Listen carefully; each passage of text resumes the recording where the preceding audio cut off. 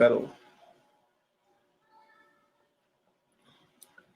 Boa noite a todos. Meu nome é Randi Kindai. Hoje estamos a apresentar o quadro Conheça um Pesquisador. Esse é o nosso episódio piloto. Nosso convidado é o professor André Aquino. O professor André Aquino é professor da Universidade Federal de Alagoas, doutor em Ciência da Computação. Só na Web of Science tem um total de 250 citações e o índice H8 e mais de 100 artigos publicados.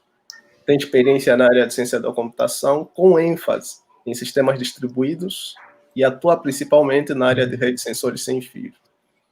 Atualmente é bolsista CNPq nível 2, e essa entrevista é toda baseada no currículo Lattes, Conheça um Pesquisador e todo o trabalho que é feito e o impacto que tem na sociedade. Boa noite, professor André Aquino. O seu currículo é extenso, obviamente vamos falar um pouco mais deles, e muito obrigado pela sua presença.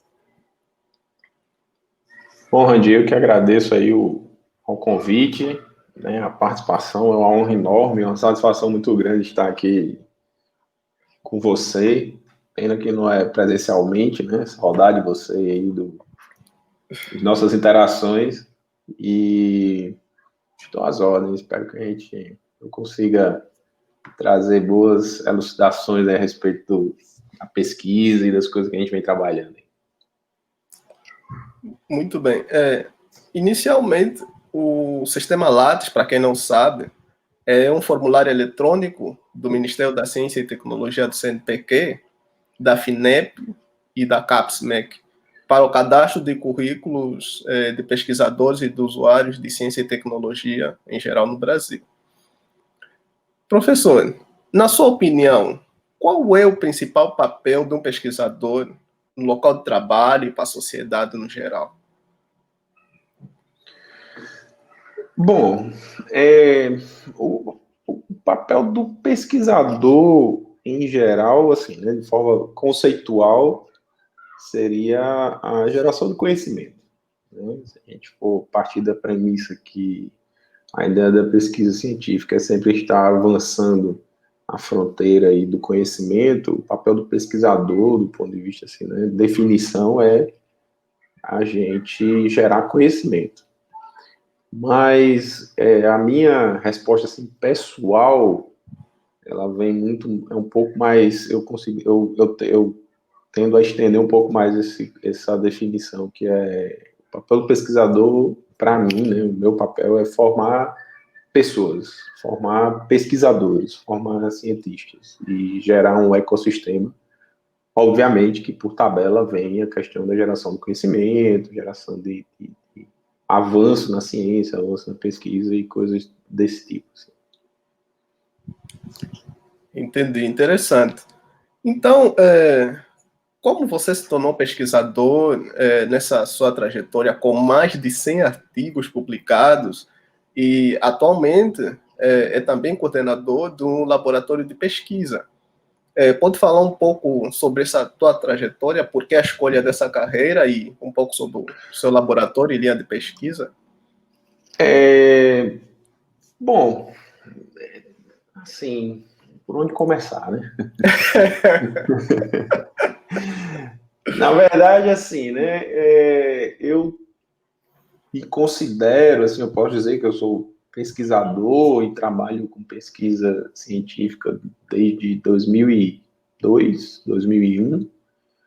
Talvez um pouco antes, se eu considerar o processo de iniciação científica, né, que é algo que é relativamente comum na universidade, a gente ter contato com isso. Mas, assim, eu ingressei no mestrado em meados de 2002, e aí comecei, né, a ideia, a trajetória de publicar artigos, e os meus primeiros artigos foram em 2003, referente ao meu mestrado, enfim. Então, o início da trajetória foi mais ou menos isso. Nesse cenário aí, muitas coisas aconteceram, né, muitas coisas foram delineando minha trajetória, né, ideia inicial era sempre trabalhar na parte de redes, sistemas distribuídos, né, no qual eu fiz o meu mestrado nessa área. Aí, para o doutorado, eu passei em 3 áreas diferentes, trabalhei com arquitetura de computadores, depois fui para bioinformática, e depois voltei para sistemas distribuídos e redes, que aí foi minha área de formação, né? Então, atualmente, eu tenho trabalhado bastante nessa parte de sistemas distribuídos e sistemas inteligentes, por uma questão aí da minha afinidade com a parte algorítmica e tal. E aí eu tenho tentado gerar conhecimento e não ser um mero usuário da inteligência computacional, inteligência artificial, que é a principal atuação hoje, né? Então, por enquanto, a gente está gerando conhecimento em outras áreas, utilizando o ferramental de inteligência artificial e inteligência computacional, né? Mas o desejo é começar a gerar conhecimento na área de inteligência computacional, mas aí o processo de aprendizado é um pouco árduo e os resultados vão sair somente daqui a alguns anos, talvez. Professor, o que é inteligência computacional para os nossos internautas? Não, inteligência computacional é um nome mais genérico para inteligência artificial, né? Tecnicamente, o termo inteligência artificial, ele não... Ele academicamente falando, assim, ele não dá muito match na ideia de... A gente não tem inteligência, de fato, artificial, né? E tem a discussão, né? A vertente de inteligência artificial, a vertente de inteligência computacional, né? Que é a forma de você fazer a máquina aprender, a máquina pensar, só que não como um ser humano, enfim. Então, inteligência computacional é uma área mais ampla do que a inteligência artificial comumente discutida, né? Entendi. Vendo a sua linha de pesquisa de inteligência computacional, inteligência artificial, que é um tema que está bem em foco hoje em dia, eu vou pedir dos seus artigos, mais de 100 artigos publicados e capítulos de livros, e quem tiver mais interesse pode consultar o currículo Lattes do professor André. Desses seus artigos, qual é o trabalho que você considera de maior impacto? Pode falar um pouco sobre a importância também desse trabalho para a sociedade? Meu amigo Randi, está um pouco difícil, né? Porque, primeiro, né, qual é a ideia de impacto, né? Assim, vamos falar de uma forma mais, digamos, comum, né? Assim, qual é a ideia de impacto, né? Ou seja, do ponto de vista de pesquisa, né? Assim, a gente considera algo de impacto, algo que consegue atender a mais pessoas enfim, ter uma abrangência maior e tal. Aí o trabalho que a gente tem, né, que é de maior abrangência, sem dúvida, é o trabalho do nosso amigo Christian, que a gente conseguiu publicar na Scientific Reports da Nature, que é, acredito que, o único trabalho da universidade, puramente por uma equipe da Universidade Federal de Alagoas, né, não tem outros membros de fora, e a gente conseguiu essa publicação na Nature, que é uma revista assim, de extremo impacto, né, uma visibilidade gigante.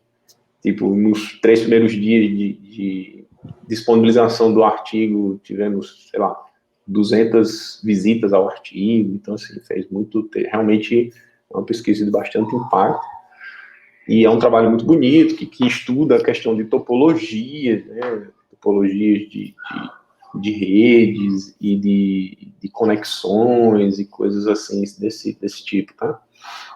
Na prática, essas topologias de rede, esse trabalho, qual avanço que isso tem na sociedade, na prática?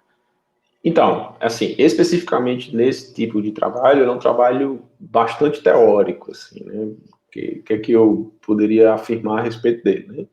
Ele é um trabalho que ele vai atender muito o público acadêmico que investiga questões de identificação de estruturas, de topologia, etc. Por exemplo, esse trabalho pode ser utilizado para caracterizar a disseminação, por exemplo, do COVID, né? A gente consegue modelar o Covid, pandemias e infecções e etc. por intermédio de estruturas topológicas chamadas grafos, né?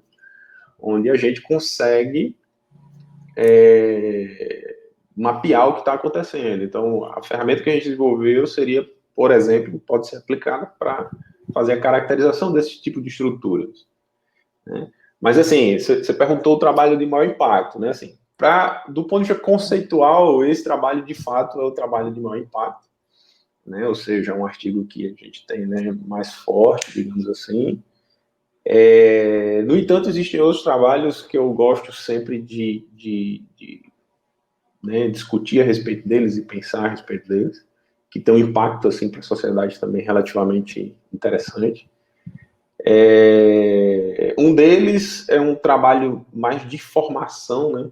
Eu acho que o que ficou enfatizado nesse trabalho foi o trabalho de formação, né, de estudante, de pessoa, de aluno, e uma consolidação do trabalho que a gente vem fazendo no laboratório ao longo desses anos, que é o trabalho do nosso querido Israel, né, que o tema de trabalho é uma coisa extremamente, né, teórica também, né, que considera redução de dados, né, considerando redes tolerantes a atraso, etc. Mas o maior impacto do trabalho do Israel é que a gente conseguiu, primeiramente, né, extrair coisas interessantes, científicas e acadêmicas do Israel, né, que é uma pessoa extremamente excêntrica e interessante. E aí a gente conseguiu resultados do ponto de vista acadêmico que são, assim, em termos de resultados de bastante volume, né? A gente conseguiu desenvolver uma linha de pesquisa, né? Um trabalho que conseguiu vários resultados bastante interessantes. Então, esse trabalho, assim, o ápice dele foi a gente conseguir a premiação, né, de melhor trabalho de graduação, de estudante de graduação da Sociedade Brasileira de Computação, no ano passado, em 2019. Então, um dos avaliadores lá, né, até no momento lá da apresentação dele, questionou, né, dizendo, não, mas eu até achei que esse trabalho tinha sido encaminhado errado aqui, talvez era um trabalho que não era de graduação, e sim de mestrado. Então, assim, foi com bastante distinção que a gente conseguiu aí essa premiação. Isso foi um trabalho bem, para mim, um impacto muito grande, porque as limitações que a gente tem por estar no estado de Alagoas, na Universidade Federal de Alagoas, com um trabalho de graduação, eu considero isso algo bem forte. E, por fim, um outro trabalho que eu tenho muito carinho por ele, que é um trabalho que a gente estuda modelos de mobilidade para veículos. A gente conseguiu mostrar, por intermédio desse trabalho, que já vem aí há alguns anos, a gente investindo nele, isso aí já foi um trabalho já em conjunto com um grupo lá de Ouro Preto, no qual eu trabalho já faz tempo, que a gente conseguiu mostrar que os modelos de mobilidade que são utilizados aí desde a década de 70, eles não são tão fiéis quanto se acham, né? Então, a gente conseguiu pegar uma área que estava fechada, consolidada e há 40 anos, e chegou e disse assim, não, peraí, vamos abrir isso aqui de novo, porque tem algumas coisas para estudar aqui e não é bem assim. Então, é isso aí também, do ponto de vista de pesquisa, de trabalho científico, é algo extremamente interessante. Interessante, professor. São trabalhos que têm um impacto gigantesco. Por que gigantesco para a sociedade? Não só para o mundo acadêmico, porque se aplica aqui a famosa lei de Gauss. Sistemas complexos nunca nascem do zero. Então, todos esses trabalhos acadêmicos que têm avançado um pouco o estado da arte, da ciência no mundo, que o professor André Aquino tem contribuído demais com os seus trabalhos na formação também de pessoas profissionais que têm trabalhado nesse percurso. Eles criam situações, problemas do zero, tentam trazer soluções mas mais simples a partir de problemas complexos. Então, essas soluções simples aplicadas academicamente, muitas no futuro, daqui a 10 anos, como o professor bem falou, podem ter aplicações no mercado e impacto direto na sociedade. Então, é um trabalho que é feito em conjunto. É um trabalho que nasce na academia, mas depois surge na nossa vida diária. Então, o trabalho é de forte impacto, apesar de ter um foco muito acadêmico, hoje a aplicação industrial e prática é de forma imensurável. Então, o trabalho que o professor André Aquino tem realizado é um trabalho que tem impacto muito forte na sociedade, e são projetos de pesquisa, como vocês puderam ouvir, são alunos de graduação que começam esse trabalho e tem um impacto muito grande na vida de muita gente. Então, agradeço ao professor André Aquino pelo trabalho que tem feito como pesquisador.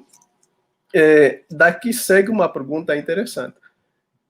Já que tem trabalhado tanto em trabalhos que impactam a vida das pessoas dessa forma, alguma vez cogitou em trabalhar no mercado, sem considerar especificamente a área acadêmica? Então, como eu falei, né, mais cedo aí, né, minha trajetória, ela teve vários, né, altos e baixos, né. Eu entrei no mestrado em 2002 e nessa época não havia concurso para professor na universidade brasileira, assim, já fazia, sei lá, 6 anos, 5 anos.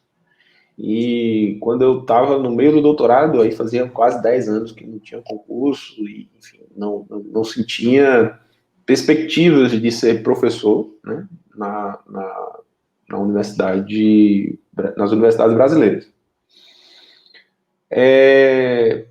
Então, assim, cabe um parêntese, né, assim, existe um conceito, né, que no Brasil, professor universitário e pesquisador, em tese, eles estão num pacote só, né? Então, assim, a gente aqui, nós somos professores, somos pesquisadores. Existem países que existem o professor e o pesquisador, né? Então, em geral, a maioria dos professores no Brasil são, a maioria, quando eu englobo todos os estados, se for pegar o montante de todos os professores universitários, eles são professores e desenvolvem atividades de extensão e etc. E a parte de pesquisa é um grupo um pouco menor, né? Então, um subconjunto desse conjunto.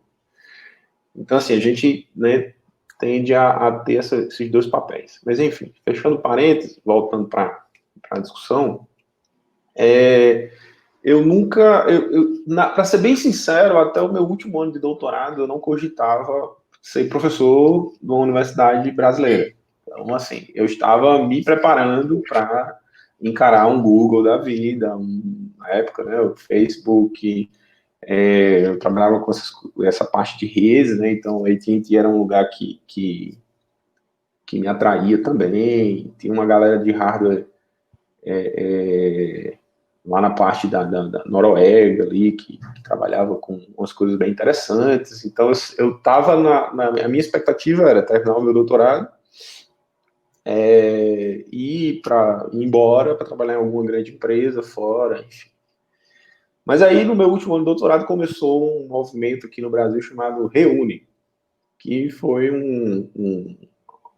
a ideia de expansão das universidades. Então, começou a ter concurso para todos os lados. E aí eu tive aquela coisa, né? Tipo, se está tendo concurso, então eu quero ser pesquisador aqui no Brasil, não vou precisar me deslocar, né? Porque acaba que é um desafio muito grande você morar em outro país, se posicionar, arrumar um emprego, você é melhor do que ninguém para saber disso. Então eu passei a mudar, né? Falei, não, agora eu vou focar um pouco na minha carreira de pesquisador. E aí a minha ideia era ser professor na UFMG, no qual eu prestei concurso 2 vezes, especificamente para o departamento de computação.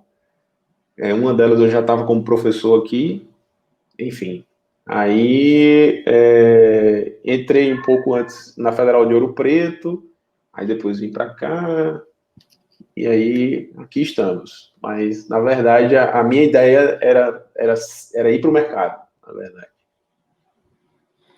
Muito bom, interessante a sua trajetória. Então, você é pesquisador por acidente.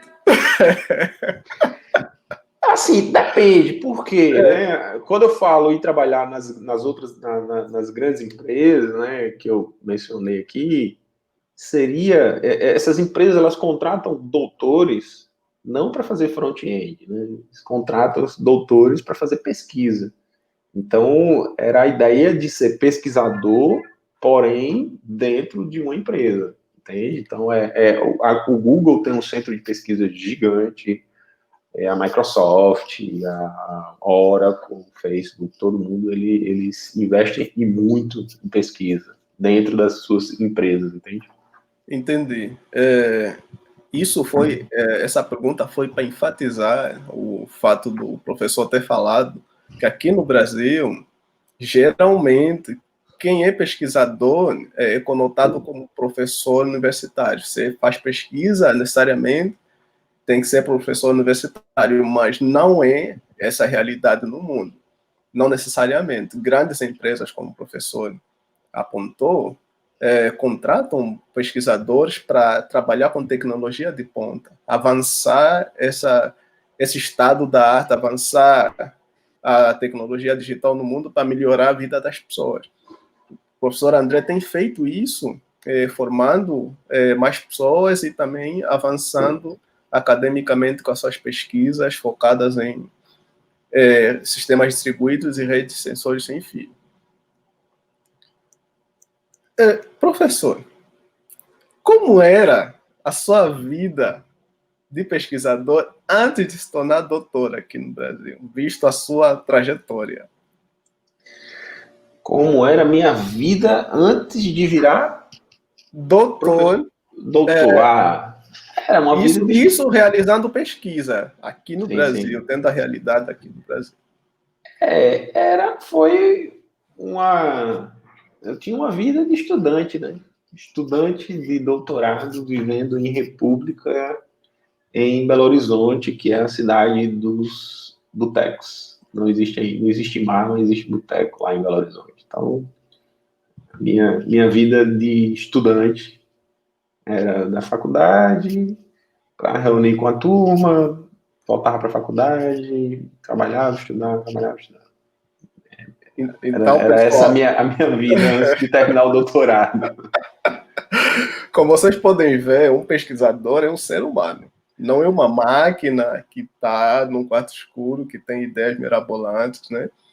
São pessoas, são profissionais que almejam crescimento pessoal, crescimento profissional, e todo mundo que tem uma força de vontade e tem um sonho pode chegar lá.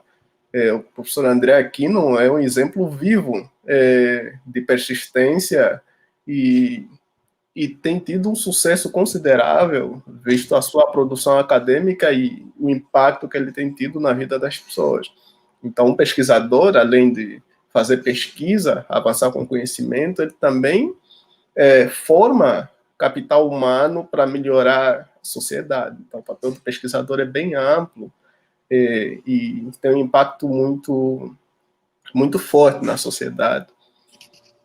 Então, professor, com esse currículo, mestrado na UFMG, doutorado na UFMG, prospectando trabalhar no mercado, em grandes empresas, o que fez você decidir morar em Maceió? Houve algum livro, alguma experiência pessoal, um filme? O que ajudou a decidir seguir essa carreira aqui em Maceió, Alagoas? Então, essa pergunta é bem interessante, né? Assim, eu sou daqui, né? Formei aqui, meus pais estão aqui, minha família, meus amigos, enfim, eu tenho raízes aqui. Então, aqui sempre foi o meu porto seguro. Só que eu falei há pouco que no meu último ano de doutorado eu não pensava jamais ser professor aqui no Brasil, né? E eu confesso que uma semana não, um mês mais ou menos, um mês antes de eu prestar concurso para a Federal de Alagoas, eu dizia que eu não voltava nunca para Maceió. Curiosamente.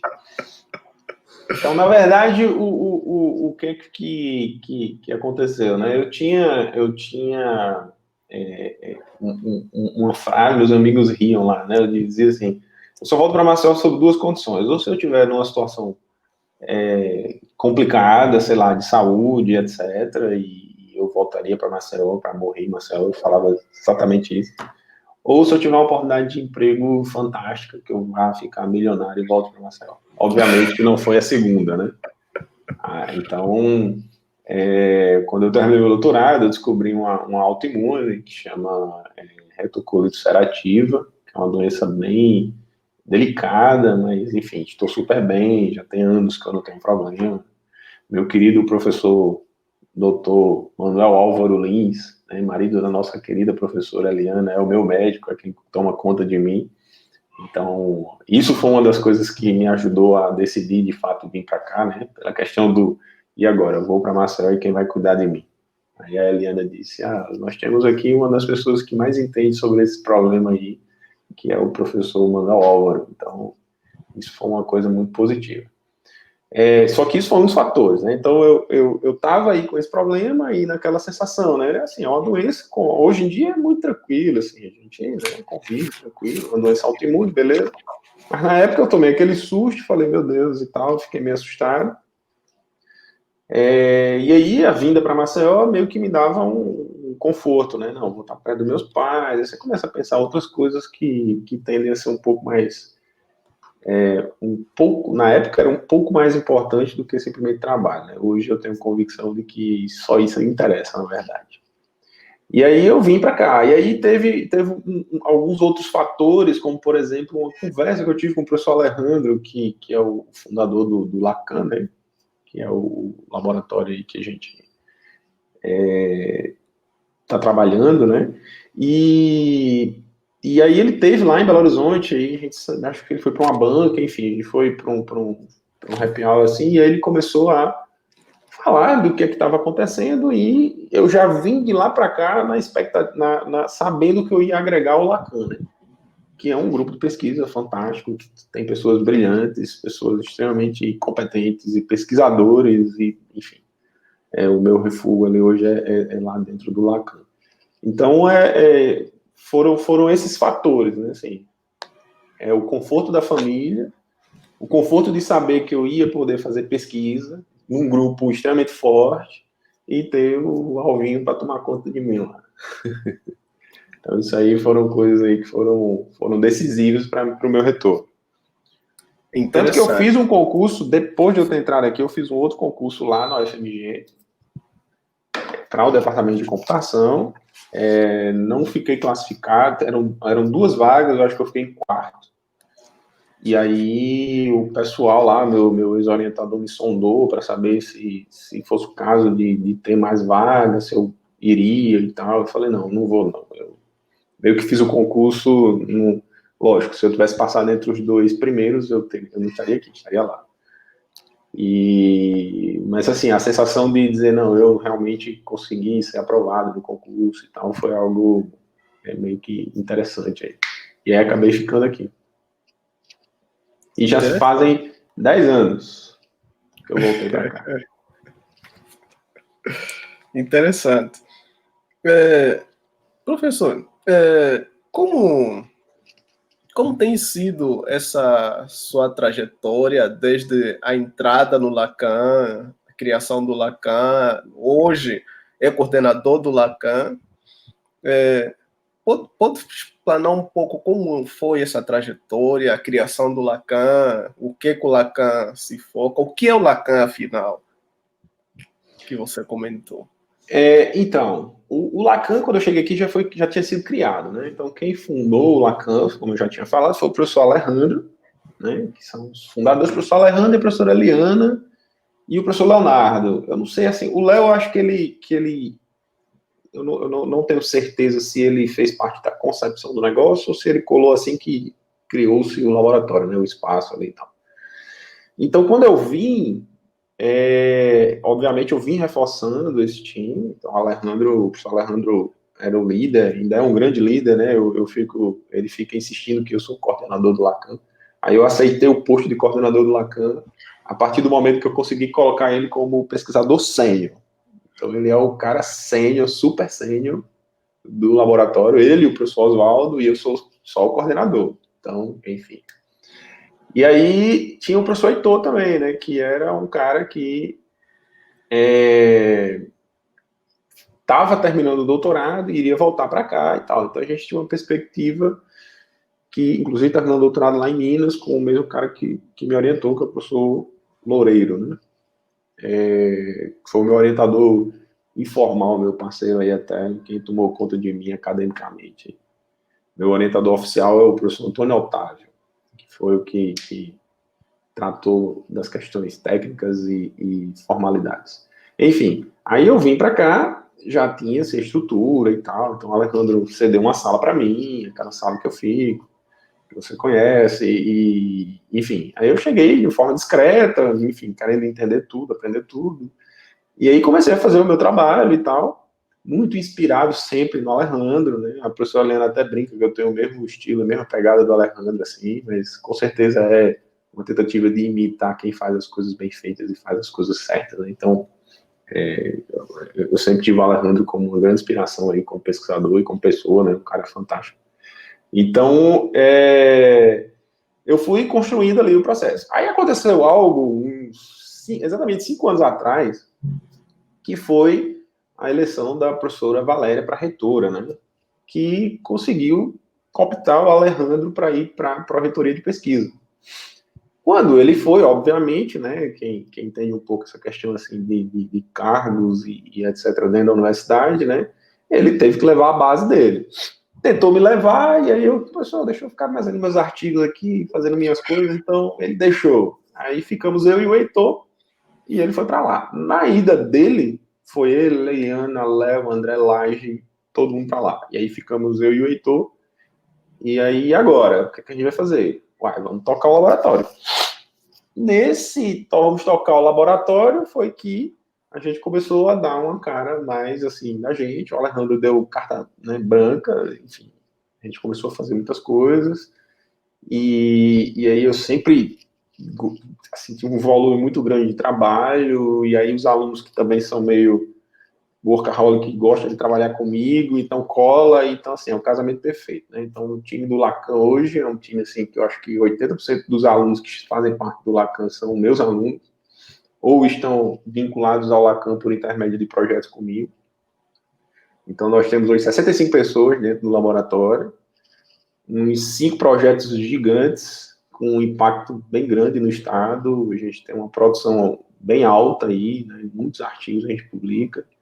Nesse meio termo aí a gente conseguiu agregar o professor Oswaldo, o professor Jorge Arthur, a professora Fabiana, a professora Raquel que voltou. Então, assim, a gente tem um corpo de professores, um corpo de pessoas que me dão a satisfação e me colocam como coordenador aí, enfim, a gente tem feito um trabalho super interessante, né? Então, a trajetória, assim, nesses 10 anos foi mais ou menos por aí. Muito bom. Lacan, então, é um ecossistema de pessoas interligadas com assuntos relacionados. Pelo número de pessoas que foram citadas aí, dá para ver que o interesse delas é diverso, então acredito que as linhas de pesquisas também são diversas, né? No principal, além da sua linha de pesquisa, qual é a linha de pesquisa que o Lacan se foca? Tem alguma linha específica ou é uma cultura diferente do usual? Então, o Lacan, curiosamente, não é um laboratório que tem um tema específico, ou seja, as pessoas estão indo para lá porque se estuda algo específico. Na verdade, o Lacan é um grupo de amigos. Então, são pessoas que têm uma sinergia muito grande e acabam agregando valor com o que cada um tem de melhor. Então, a gente tende a ser um pouco transversal. Acaba que muitas das coisas que o Lacan vem fazendo, ele tem um pouco, né, da minha área, porque como eu estou liderando, eu acabo puxando muita coisa para o que eu entendo. Então, assim, eu poderia dizer que hoje a minha atuação seria a parte de cidades inteligentes e um pouco de inteligência computacional, como eu já falei anteriormente. Mas, para você ter ideia, quem puxou esse braço de inteligência computacional foi o professor Heitor Ramos. Então, ele que me provocou e começou a colocar isso, aí ele migrou para o UFMG, continua sendo membro do Lacan, né, só que um membro fora da instituição, mas aí a gente tem esse braço aí de inteligência computacional aí. No entanto, a gente tem lá, por conta do professor Alejandro, né, um pilar, na verdade, né, assim, uma densidade muito grande de trabalhos na área de processamento de imagens, né, de satélites, né, imagens polarimétricas, né, que é o foco do professor Alejandro, muita coisa voltada para estatística, muita interdisciplinaridade. Então, tem essa linha forte do professor Alejandro. Aí tem a professora Fabiana que cola com o professor Alejandro nessa parte de processamento de imagem, não imagens polarimétricas, né, mas imagens digitalizadas, né, digitais. Então, tem todo essa ideia. Né? Então, a gente tem também coisas que a gente atua na parte na área de medicina, né, gerando conhecimento dentro da área de medicina com coisas de tecnologia. Tem as coisas que a gente faz também na área de psicologia, levando a parte de inteligência computacional para auxiliar como ferramenta dentro da psicologia. Tem uma área forte de otimização, que a gente tem vários trabalhos na parte de otimização e os professores vão se conectando. Tem uma parte de robótica, que aí envolve a parte de robótica educacional, que é para ensinar robótica para os estudantes, que é um braço de extensão muito forte que a gente tem. Então, assim, acaba que essas áreas, essas coisas que eu estou citando, faz parte do interesse, da pesquisa, enfim, do talento de outros professores que a gente fica agregando valor e tende a compor o Lacan. Então, assim, o Lacan, a base dele é computação científica e análise numérica, né? Que é um nome, um termo extremamente genérico e que a gente consegue agregar, né? O termo Lacan, a gente não tem um laboratório de psicologia não inspirado no Lacan, né? O acrônimo quer dizer Laboratório de Computação Científica e Análise Numérica. Então, é mais ou menos essa a pegada e a ideia do laboratório. E das linhas de pesquisas, enfim, das coisas que a gente faz. Muito bom. Quem tiver interesse, então, em trabalhar com o professor André, né, suas linhas de pesquisa diversas, pode contactar o Lacan. Na verdade, assim, desculpe interromper, mas assim, quem tiver interesse em trabalhar no Lacan, né? Então a gente tem várias linhas, vários trabalhos, várias vertentes, várias coisas interessantes. Vale a pena aí ouvir lá as coisas que a gente vem fazendo. No seu currículo Lattes, tem algumas informações interessantes ainda. Tem um estágio técnico-científico na Universidade de Newcastle, Austrália. Como foi essa trajetória? Isso tem a ver com a carreira de professor ou de pesquisador? E como foi essa trajetória para chegar até lá? Então, você falou uma coisa, carreira de professor ou de pesquisador, né? Assim, eu tenho o título de professor porque eu sou professor da universidade, apesar de eu gostar de dar aula e os meus alunos jurarem que adoram minha aula e que eu sou um bom professor. Mas, assim, eu sei que existe um pouco de puxar o saco ali e tal, mas, enfim. Sou professor, porém, eu tenho a minha camisa de maior peso é a camisa de pesquisador, que hoje ela está se dividindo um pouco com pesquisador e empreendedor. Então tem essas 3 camisas aí, né? A menorzinha eu considero a de professor. Entendo, né? Professor naquela distinção que eu fiz anteriormente, né? Que é o cara da sala de aula que está ali, né? Lecionando e etc. Enfim, sobre esse estágio que eu fiz, na minha trajetória para pesquisador, eu sempre tive várias estratégias, né? Assim, bom, o que é que eu vou fazer agora? Quando eu terminei meu doutorado, assim que eu terminei, eu entrei na Universidade Federal de Ouro Preto como professor efetivo de lá, no qual passei 2 anos lá, antes de vir para cá. Mas a minha intenção era ser professor do Departamento de Computação da UFMG. Aí, nesse cenário, eu analisei o meu currículo e falei assim, pô, tá faltando uma experiência internacional aqui. Aí eu tinha um amigo que estava fazendo um pós-doc pleno lá, né, full, e aí ele falou, André, vem para cá, tem um grupo muito forte aqui e tal. Aí eu fui para lá para trabalhar com o professor Alexandre Mendes, que hoje atua na área de robótica, mas na época ele trabalhava exclusivamente com a parte de otimização, algoritmos genéticos, eu estava estudando as coisas nesse sentido, e aí fui para lá. Nessa ida, eu fui para um estágio nível pós-doutoral de 4 meses, né, que existe uma modalidade aí, porque eu estava no estado probatório, aí eu não poderia me ausentar mais do que 4 meses, então aí eu fiz um jeitinho e consegui ir, para ter essa experiência internacional. Foi muito interessante. Inclusive, acho que é uma das grandes coisas positivas, né, que aconteceram lá na Austrália foi ter conhecido as pessoas lá, né, eu tenho um contato até hoje com o Alexandre, o Alex, mas foi o nosso querido professor Oswaldo. Então, tipo, o professor Oswaldo foi meio que amor à primeira vista, né, conheci o professor Oswaldo, cara, não tem como não gostar do Oswaldo, né, então, e aí, curiosamente, ele resolveu vir para o Brasil, ficou um tempo em Minas, aí veio para Maceió, adorou as praias. Aí disse, eu quero viver aqui. Aí pronto. Aí veio para cá e está aqui como professor no Instituto de Física, enfim. Então, a minha história ali em Newcastle foi mais ou menos essa. E depois disso, a gente até teve um intercâmbio, né? O Ricardo, que foi um estudante nosso, conseguiu passar um tempo lá, estudando algumas coisas com o Alex. O próprio professor Leonardo Viana ficou um tempo lá, estudando umas coisas lá junto com o Alex na parte de robótica. E aí, muito em breve, nós vamos ter outros estudantes indo fazer doutorado lá, mas esse spoiler aí eu não vou dar, não. Cumprimentar aqui meu amigo Demetrios e o Fabrício, que estão falando aqui no chat. Abraço para vocês, meus queridos. Muito bom. O pessoal do chat aqui nos comentários, né, homenageando o professor, a sua trajetória brilhante, que começou agora, né?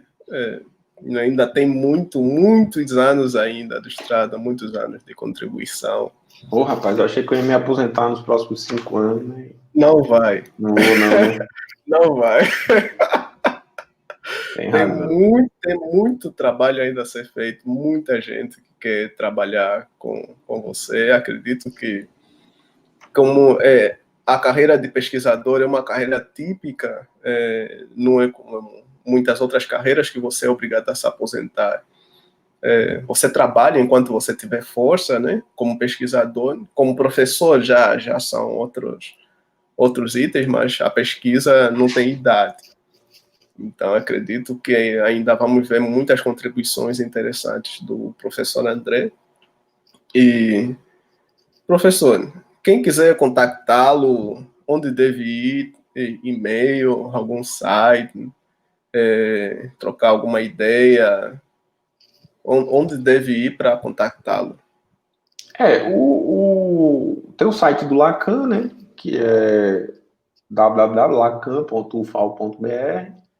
Então lá tem meus contatos, meu currículo, meu e-mail. Se quiser me mandar um e-mail diretamente é ala, com 2 L's, @lacan, com 2 C's, .ufal.br. Como a forma de me contactar é assim, é fácil, é tranquilo. Posso até demorar a responder, mas eu respondo.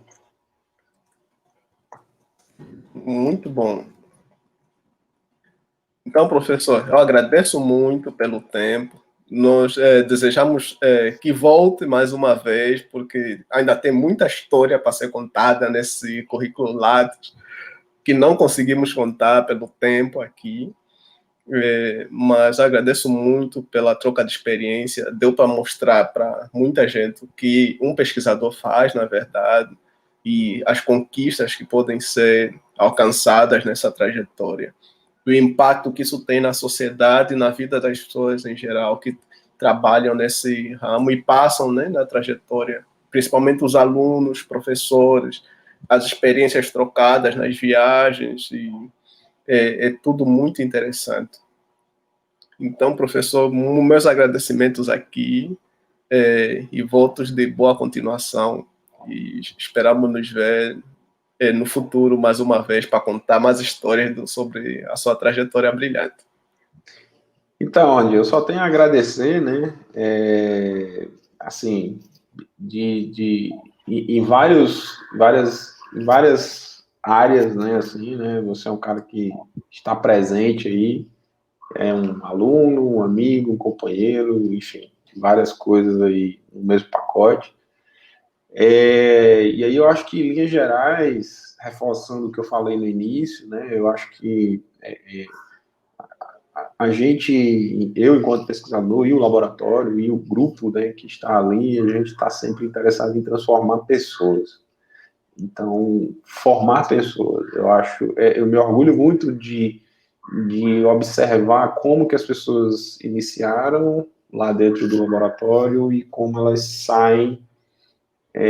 Muitas das vezes elas nem saem, né? Assim, elas mantém-se com o vínculo, a conexão e etc. Então, acho que uma das coisas mais importantes do trabalho que a gente faz lá, sem dúvida alguma, são as pessoas. E, por outro lado, sem as pessoas, a gente não teria conseguido jamais ter esses resultados, esses artigos que você menciona e etc. Eu tenho consciência do quanto da minha capacidade de gerar conhecimento, de identificar problemas e de fazer coisas. No entanto, sem o grupo de estudantes, o corpo técnico, né, tem o pessoal da secretaria, o pessoal ali que segura a onda, até a nossa querida Deizinha, que é uma pessoa muito querida lá, que está nos serviços gerais, enfim, e os professores, todos ali, a gente consegue gerar conhecimento a partir de pessoas. Então, isso aí eu acho que é o grande foco. Se a gente focar somente em resultado de paper, artigo e não sei o quê, isso aí não é o principal. Eu acho que o principal são pessoas. E eu acho que o sucesso da gente vem daí. Muito bom, muito bom. Obrigado, professor. Então, eu que agradeço demais. Parabéns aí pela iniciativa, pela Quequant, que a gente tenha outros bate-papos aí bem interessantes aí, fomentados pela Quequant. Com certeza. Abraços. Valeu!